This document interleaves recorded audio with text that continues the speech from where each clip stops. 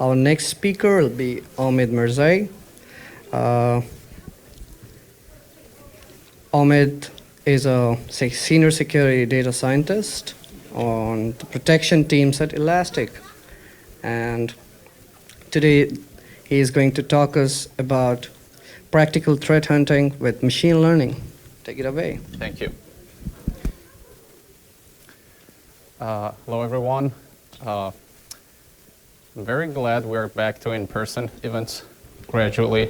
I usually love to have eye contact with the audience, but I can't see you very well, but that's fine. Yeah, so I thought now that we are in an AMC theater, having this theme may be a good idea. So this talk was initially planned to be given by my colleague, Craig, but unfortunately he couldn't make it for personal reasons. That's why I'm here. Very glad. Craig has been active in cybersecurity for several years, especially in threat hunting. He's been the chief security architect and a principal at several security startups.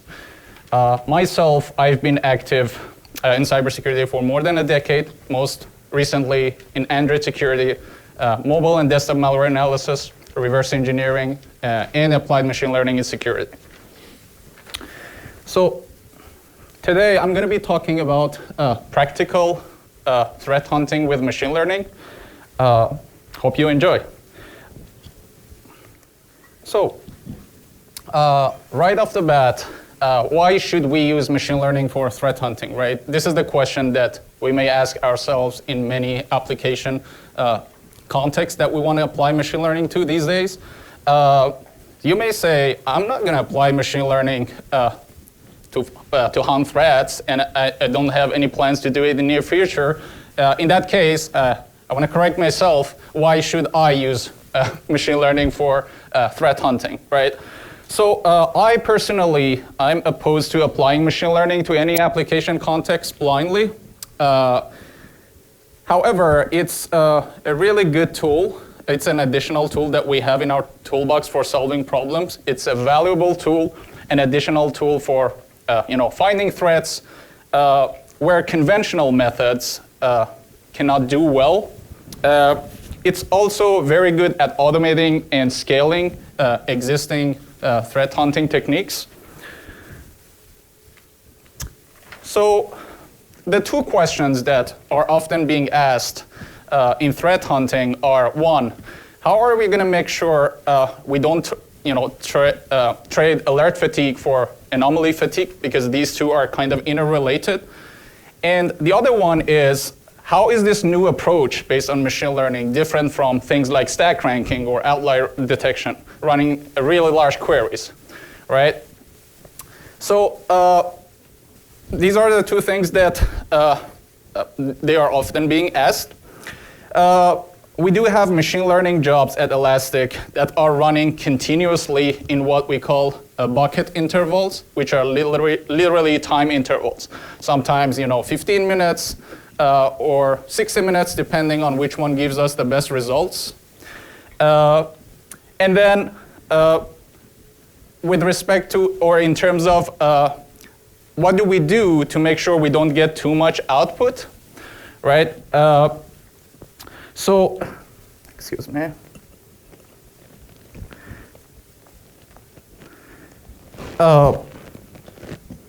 We've done a lot of work at Elastic on that. So we have something called data feeds, which are literally, data feed queries. We call them Elastic search queries in there. They're basically input the models, these Elastic search queries. We measure, signal to noise ratio, and then we put exceptions on those alerts, and then we try to exclude those before, inputting those queries to the models. So kind of, pre-filtering. So this is the way we do it. The other thing we do is some sort of multivariate correlation. So we are joining machine learning alerts at Elastic with other types of alerts. we get. For example, malware detection alerts or conventional alerts, search or query-based alerts, behavioral alerts. We're merging all that together. And one thing we have found is that when two or more of these detection pipelines agree that something is malicious or suspicious, then confidence tends to go way up. And another thing that we have done recently is clustering alerts based on risk score, host and user risk score. And this is something that we are still working on. And then there is a blog post that is really great, explains how we're doing this stuff at Elastic, and it basically walks you through some of the functions. I really recommend looking at this blog post. So this is a summary of what we do in terms of machine learning-based anomaly detection. And then after this summary, let's dive right into some examples, some case studies that can be divided into three main categories. Those that are using endpoint data, those that are using network data, and then those that are using cloud API audit logs. So let's start with this case studies that are using endpoint data. These are some of the jobs that we have at Elastic that are using endpoint data. So we have something around 64 different machine learning jobs that are using endpoint data running process from the endpoints. Those properties, for example, we are looking for rare processes, rare path process creation, like parent-child relationships. And then we have another job which is pretty good at finding obfuscated PowerShell script block content. So the point is that rare processes are not always anomalies, right? So we not only should be looking for processes. I'm really hot. I don't know. It's okay. We not only should be looking for processes in a single host, but across the entire host population, right? So that's why we have a separate job looking for rare processes in a single host, and then another job looking for rare processes across the entire host fleet or host population, right? So you may say, we have some application types out there that manifest rare processes occasionally. For example, finance applications, they run processes that manifest once per month or once per quarter. So if you find a rare process in something like a finance server, that could be sort of uninteresting. However, if you find a rare process in something like a domain controller or a DNS server or Exchange server, at least the plain vanilla versions of those tend to have less behavioral variance or spread. So finding a rare process in those things could be more interesting and of a higher priority. So the first case study is this one. We were working on our detection methods for a campaign called Nobelium back in May 2021. And this is a campaign that has been active for a while. So we kicked off a high priority project to make sure we're actually able to detect this campaign. And what we found was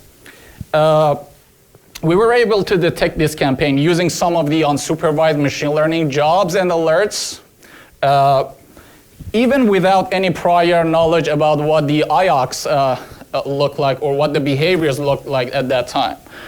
So this is the first case study.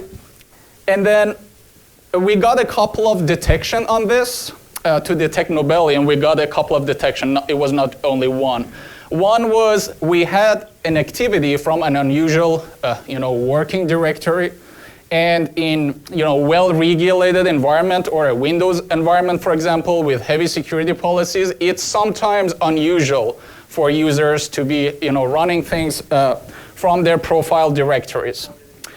So we found one detection was related to this. Another job found a network activity from an unusual process name, right? Which was talking over the network. So basically, it was connected to the SOC, was talking on the network. So that job, this was the second detection that we got.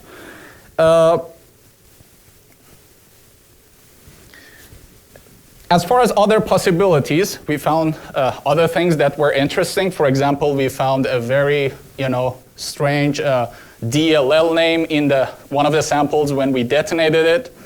And anomalous DLL activity or DLS names sometimes could be interesting and fruitful. However, it's going to be a little bit more difficult because, as you may know, we have just a huge number of DLL loads, right? So DLL names, they're going to tend to have more cardinality, more uniqueness. You're going to see many DLL names, both in a single host and across the entire host fleet. So DLS activity is good, but you gotta find the anomalous DLL activities or rare DLL activities. So another thing that was interesting is beaconing activity. If you can find beaconing, then you can possibly detect and block attacks at the very earliest stages, and this is something that we're working on recently. So this was the most notable example or case study that we actually used endpoint data, running process. We use basically the properties of the running processes on the endpoints.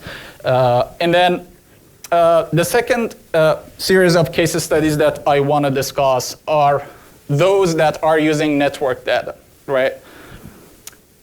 So in the network realm, as you can see, one of the very worthy and interesting things that you can do is to plot it geographically, right? So you can do this. You can digest the result in a relatively short time, and it's a simple technique. So I really recommend this, plotted geographically. And these jobs, as you can see, the jobs that we have, machine learning based jobs that are using network data, they're looking for things like unusual destination country, unusual spikes in network traffic and network denies. And especially the first one is looking at unusual spikes in network traffic to a particular country. So these are the things that, part of the things that we're relying on that are using network data to detect threats. Let's have a look at a case study here. This is actually, what you can see here is a couple of detections that we got that were based on unusual spikes in traffic to a particular country, destination country. If you look at the typical column, this is a column that actually shows what the typical, network traffic should be, the size in terms of size, and what the actual should be. And the description shows how far that actual was from the typical. So what's great about our machine learning jobs overall is we're not giving any numbers to our jobs, right? So we're not, for example, saying, show me or alert when, for example, the network volume goes above 10,000 flows per hour. We're not giving any static number, and everything is kind of dynamic. So our machine learning jobs can find peaks and troughs that are not only peaks and troughs, but those that are unusual for the network that the incident is actually taking place. So these are the part of the things that we do, and this case study. We found these basically where we were beta testing one of our network anomaly detection jobs And what we found was actually a malware instance that was getting stopped at the border firewall. And it was trying to get out and connect to its C2. And as you can see, the C2 was in a country that we didn't have a relationship with. And so it was a good catch or find. But you may criticize that, a geographic detection relying on destination country is not a good way to detect threats. And I agree, because basically threat actors can evade, very easily by just not being a geographic anomaly. In other words, you may get hit by an attack from a place that you cannot imagine, right? Maybe an attack from even your own country. So this is a case study where one of our machine learning jobs could detect the sunburst C2, right? And the way we did it was not through geographic anomaly, right?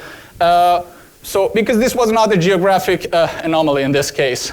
So what we did was we leveraged a job that was looking for DNS tunneling. And this is something that we actually adopted from one of our customers or users that they were using this and they like to use this, looking for really, really high parent relationship, between parent and child domain names in DNS events. So we adopted that. We adopted that into a machine learning job, and we could detect the sunburst C2. Basically, in this case, there was a domain, a DGA, domain generation algorithm in place, and there was just, a lot of child processes for one parent, child domain names for one parent domain, and that's why we could detect this, right? So in this case, we didn't rely on geography. We will leverage a different technique, which was looking at DNS tunneling. And so it was a notable example for the detections that we got using network data. Now, probably the most interesting part is detections that are using cloud API audit logs, because we are moving towards using cloud more and more, right? So let's have a look at the case studies, or let's have a look at the detections, that we got using cloud API audit logs. So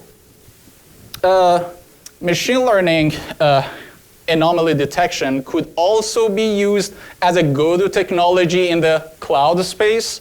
But the cloud domain is a little bit different. We have virtual machines, we have virtual servers, we have containers that run operating systems, and they kind of look like virtual servers. But cloud world is different. We have kind of services that basically don't traverse virtual networks, right? They're not accessible from virtual networks that your virtual servers are on, right? So there are a number of services that don't traverse the virtual networks. You cannot observe them using, for example, virtual, firewalls, intrusion detection system, looking at the flow logs. You cannot observe them by any of these means. So this is the way we do it, the machine learning jobs. And cloud incidents, another aspect is that they often lack clear evidence or indicators of misuse. So it's very hard sometimes to find out based on this cloud API audit logs. And the other important thing is the difference between normal user activity and a hijacked user context involved in a malicious or suspicious activity is often a matter of nuance. I will explain about this later more. I hope you understood that part of the virtual servers, because that was very important. Like, there are some services that you cannot basically observe or monitor, right? Because they don't traverse the virtual networks. So there are a lot of services in there, and there is actually this attack matrix for cloud techniques. And the overwhelming majority of these techniques, are related to credential access. In the cloud incident world, there are cases, most of the times there are many cases where we are talking about credential access, right? So we're looking at cases where somebody has obtained a set of valid credentials, and they're basically trying to impersonate a user, they're trying to persisting in the control plane, they're trying to use services in the control plane, right, to achieve their goals. So, so let's have a look at the at some of the case studies that we had using cloud API logs. This is one of the incidents that we could detect. It is one of them from 2016. There are several similar incidents out there in public records, but this is one example. And there were actually many dimensions to this, but there was a very significant and interesting, cloud aspect or dimension to this incident that I decided to talk about. And that aspect was related to the exfiltration method, all right? The exfiltration method was kind of novel at the time, and it was something that I'm not sure that many people had thought about doing. Once a user got access to a virtual account, it can actually use supported functionality to share snapshots of the virtual servers with other cloud accounts. So this was the novelty of that. Once they accessed a cloud account, they were using that supported functionality to share the snapshots with an account, which was under the attacker's control, right? Kind of forklift data back to the cloud account that was under attacker's control. And this is how it looks like when someone shares a snapshot of a virtual server with an account. And this is actually one of the cases where you will see somebody else's account, right? Because this is the account number that this was shared with. So here is what you can see related to that. The font is not that much good, but this is one example. The other one was this case study where somebody was trying to bounce through a service called a web application firewall or WAF service, right? They could bounce or pivot through this WAF service in order to get another service called the Metadata Service. And the Metadata Service is an information service in cloud accounts where virtual servers or virtual accounts can ask questions about themselves and get answers. Sometimes virtual servers can interrogate this metadata service and ask temporary credentials to authenticate a different service, depending on the roles that is assigned to them. So this is another thing that they can do. Now, in this case study, somebody was able to bounce through this WAF service, interrogate the metadata service, and then grab the credential out of that service, and then that credential was actually accessible from outside of the cloud. So they were able to log in, right? And then they were able to access that cloud account, and they were able to access the data that was stored in a data store called S3. I'll talk about that method, list buckets. If you're not familiar, this is basically a method that you can enumerate a data store like S3, for example. So So we have something around 5 different machine learning jobs, right? So these jobs are looking for, things like rare method or rare call to methods, rare request for a particular cloud user. They're looking for, rare city or rare country for an API method. They're looking for rare spikes in error messages or outliers in error messages, because what we have found is if somebody has a shell on a virtual server, right, and if they're running a post-exploitation framework like Bark to pivot through the control plane, or to possibly move laterally among virtual servers, then it will just create a burst of error messages and access authentication denied messages. So looking at this is also pretty useful, the spikes in error messages. The other thing is rare error. So rare error has kind of observability implication use cases. And what we have found is rare error sometimes will predict imminent cloud service failure, meaning that a cloud service is likely going to degrade or break down in the next few minutes. So looking at this is also helpful. But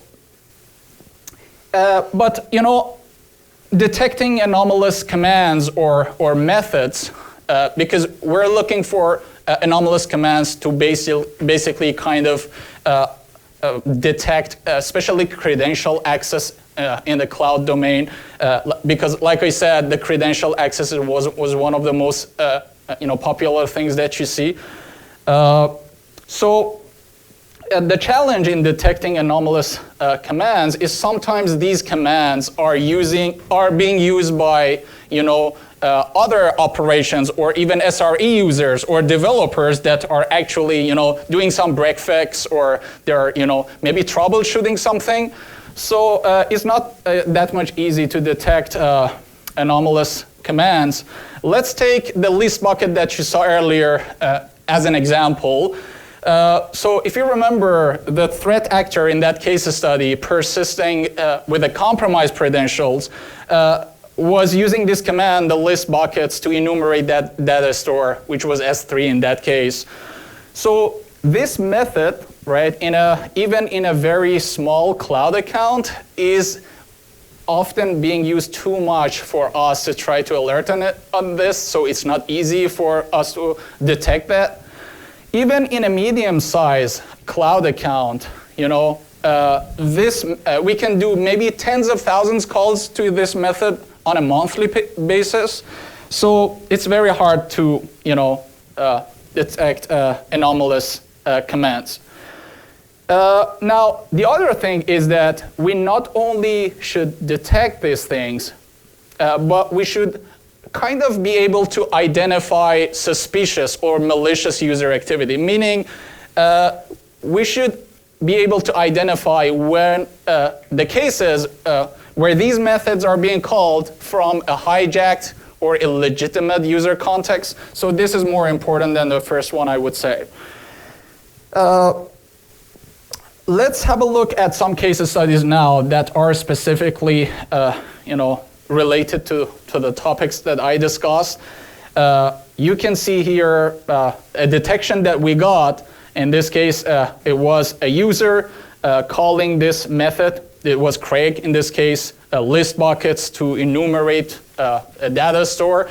This is not a method that is used by this user a lot. So it's kind of very anomalous and rare. So we could detect that, right? And we could alert on that. And then we can simply go and ask the user, why are you calling this method? So this is one thing that we can do. Now,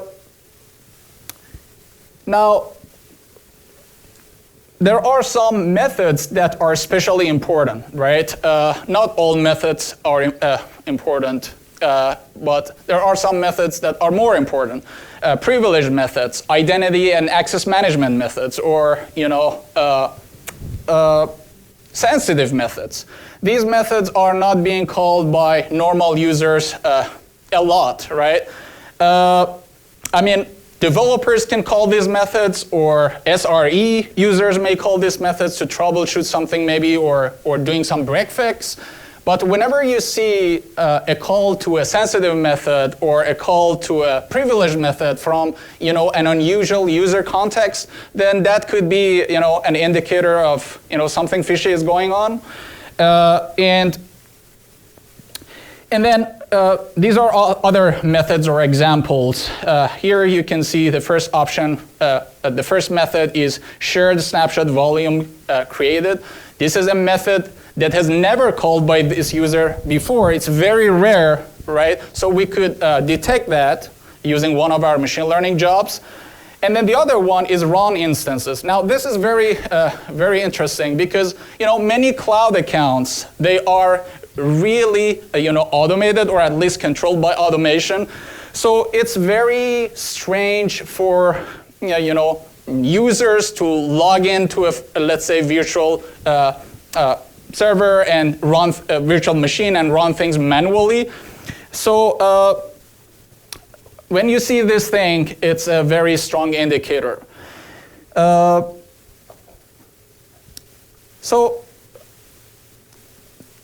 more privileged methods, like assume role, for example, have also featured in a number of threat models and scenarios as well.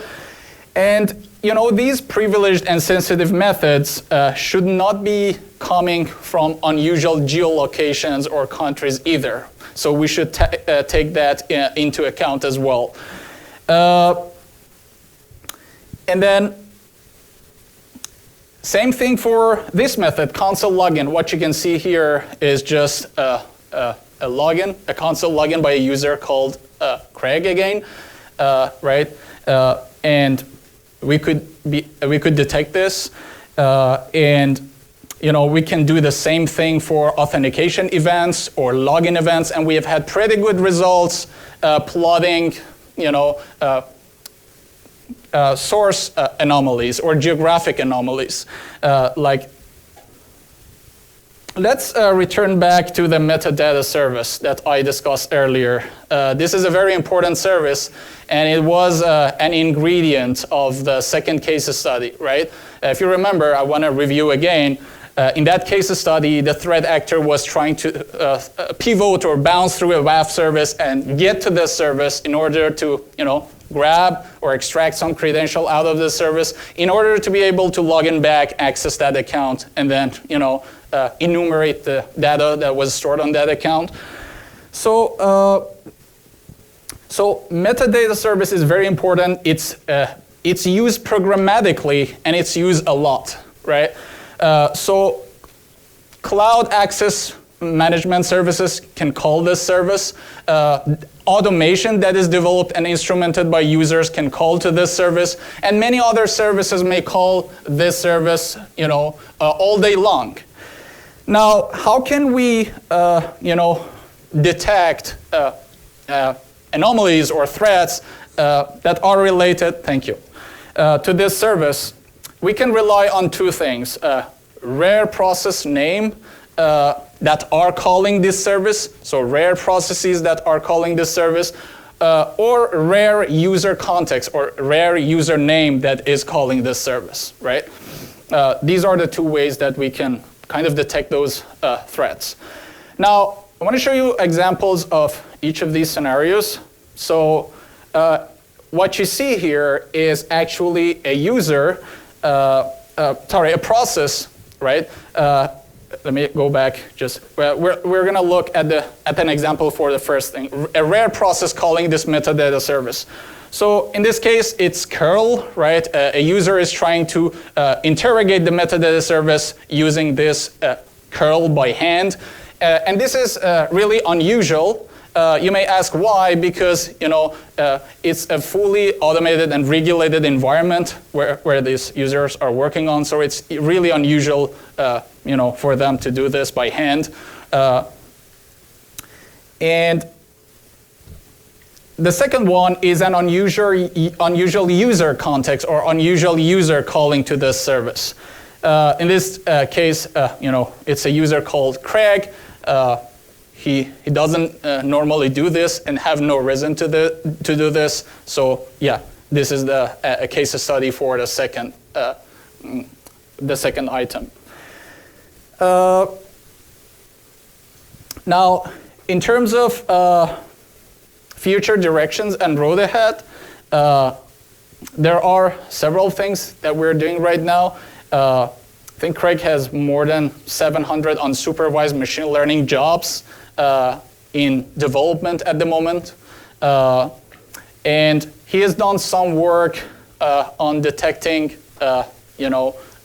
threats and lull bin activity, especially living off the land activity, and those hard to find things using supervised machine learning models. And then he has done some work and plan to do more.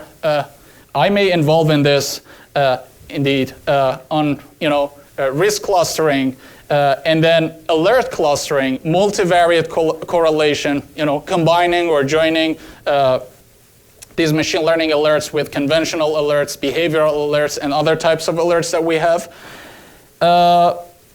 So yeah, these are the things that we plan to do or we are doing right now. And this is kind of a summary of how we do it at Elastic to detect threats. If you have any questions, I can maybe answer them generally. If you have more specific question, maybe you can shoot Craig an email directly. You mentioned an exploitation framework. Is it BARQ? Yes. Yeah. BARQ. Yeah, no problem. Thank you. Yeah.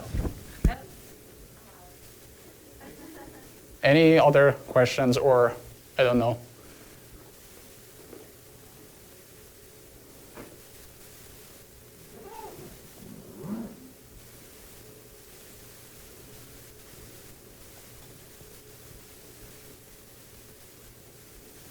Okay. Thank you.